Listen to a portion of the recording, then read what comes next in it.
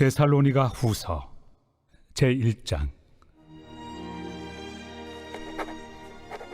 바울과 실와노와 디모데는 하나님 우리 아버지와 주 예수 그리스도 안에 있는 데살로니가인의 교회에 편지하노니, 하나님 아버지와 주 예수 그리스도로부터 은혜와 평강이 너희에게 있을지어다.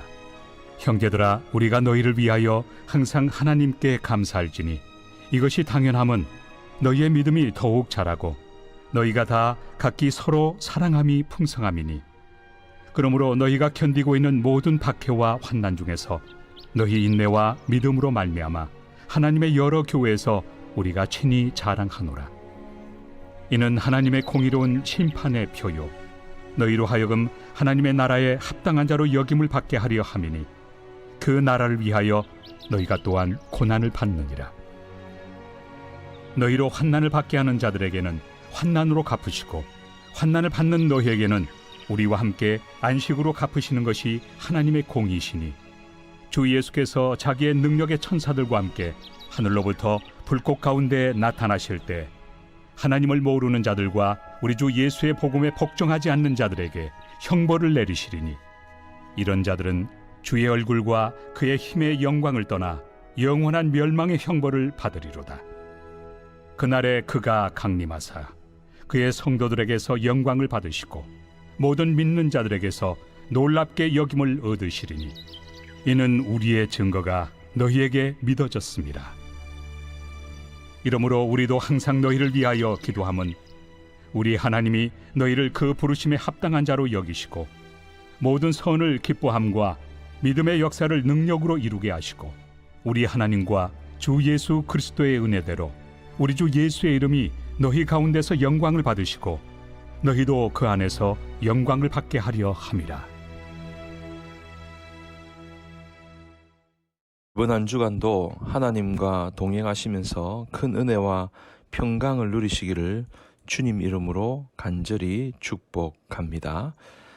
사도 바울의 서신의 특징을 보면 여러 개가 있지만 무엇보다도 주목할 것은 항상 하나님께 감사하는 특징이 있습니다.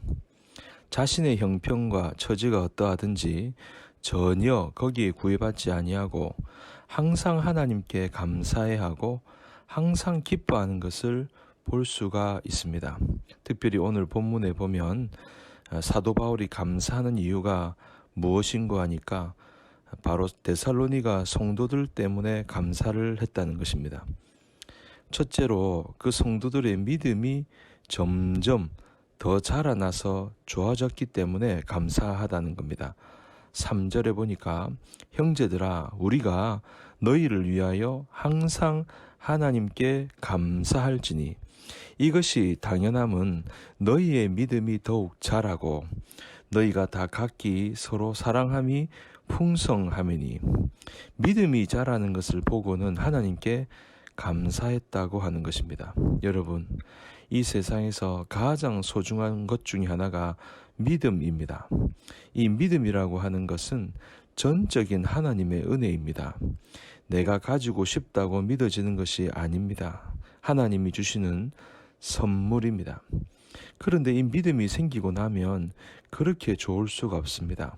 구원을 받게 되고 영원한 생명을 얻게 되고 그리고 천국을 소망하면서 살게 되고 이 땅에서도 승리할 수가 있다는 것입니다.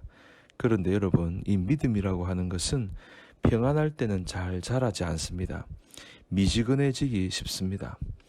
너무 평안하게 사는 사람, 모든 것이 걱정이 없고 너무 잘 살고 너무 평안한 사람, 감사한 일이죠. 이런 사람은 하나님께 감사합니다. 그러면 그 다음에 할 것이 없습니다. 그러니까 기도할 것도 없고 기도도 안 하고, 그러니까 은혜 받을 기회도 없고, 따라서 믿음도 자라나지를 않는 것입니다.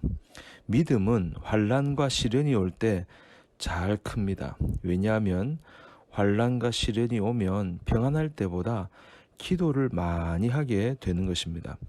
고통을 당하시는 분들, 또 병으로 어려움을 당하시는 분들, 또 사업에 어려움을 당하시는 분들 얼마나 안타깝습니까? 그래서 하나님께 기도하고 부르짖다 보면 은혜 받다 보면 믿음이 쑥쑥 자라는 것입니다. 그래서 이 믿음은 환난을 겪어야 한다는 것입니다. 영국의 왕 가운데 조지라고 하는 왕이 도자기 공장을 방문을 했습니다. 안내원이 설명을 하면서 왕을 모시고 다니는데 한쪽에는 도자기가 반짝반짝하면서 얼마나 고급스럽고 좋은지 모르는데 또 하나는 빛도 하나도 없고 수수합니다. 그래서 너무 빛깔이 다르고 모양도 다르니까 왕이 물어봤습니다. 그랬더니 저 빛이 나고 저 귀하게 생긴 것은 불 속에 들어갔다가 나온 것이고 빛도 없고 수수한 것은 아직 불 속에 들어가지 않았다는 그런 말을 하는 것입니다. 여러분 가운데 환난 가운데 있는 분이 계십니까? 시련 가운데 계신 분이 계십니까? 낙심하지 마시고 하나님 앞에 기도하시기 바랍니다. 은혜 받으시기 바랍니다. 그러면 빛나는 믿음의 사람이 될 것입니다. 그래서 데살로니가 교인들처럼 믿음이 자라나므로 하나님께 감사의 제목이 되는 그런 성도님들이 되시기를 바랍니다. 두 번째로 사도 바울이 감사하는 제목이 뭐냐 하면 사랑이 더욱더 풍성해졌기 때문입니다. 3절 하반절에 보니까 각기 서로 사랑함이 풍성함이니, 우리의 믿음이 성장할 때 그 성장하는 것을 보여주는 것이 여러 가지 있습니다마는 그 사람의 믿음이 성장했다는 것을 확실하게 보여주는 것이 뭐냐? 사랑의 모습이 자라났으면 그 사람은 틀림없이 믿음이 자라난 것입니다.